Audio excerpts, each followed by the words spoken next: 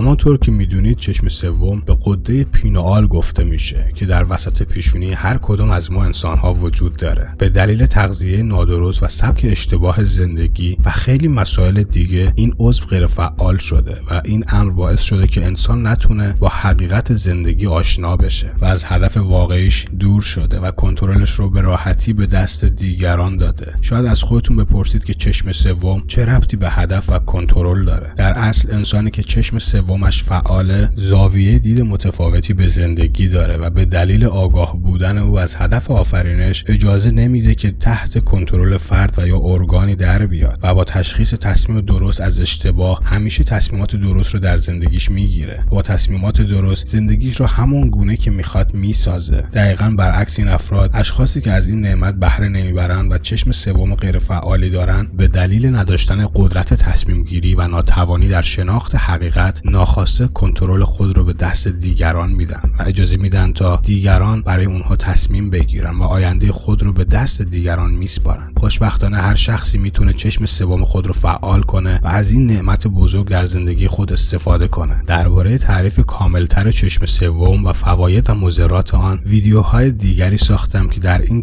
کانال راز موفقیت به شما دوستان عزیزم ارائه دادم. لینک این ویدیوها رو در پایین این ویدیو در قسمت توضیحات میتونید پیدا کنید. در اینجا به معرفی 5 نشانه فعال بودن چشم سوم میپردازم. نشانه اول، فشار میان ابروها. احساس یک نبض یا فشار در میان سر، فشاری که میتونه بسیار شدید و قدرتمند باشه، گویی که چیزی واقعا به اون ناحیه فشار میاره. این اتفاق میتونه بیشتر زمانی که شما به فرکانس های مخصوص باز کردن چشم سوم گوش میکنید و یا در حال انجام دادن تمرین برای باز کردن چشم سوم هستید بیفته. این موضوع هنگامی که چشم سوم در حال باز شدن بسیار معمولی و نرماله و در اصل یکی از نشونه های باز شدن چشم سومه. نشانه دوم، تغییر در الگوهای فکری. شما بیدار شدید و فکر کردن مثل سابق دیگه براتون کارساز نیست. روش‌های قدیمی تفکر دیگه نمیتونه واقعیت زندگی شما بعد از بیداری باشه. شما شروع به برنامه‌ریزی و پاکسازی ذهنتون میکنید که این موضوع میتونه زندگیتون رو کاملا تغییر بده. در ابتدا اجتماع و رسانه‌ها را زیر سوال میبرید و بعد شروع میکنید به پرسیدن درباره زندگی و جستجوی پاسخ‌ها بدون پذیرش کورکورانه آنچه که تاکنون به شما آموختند.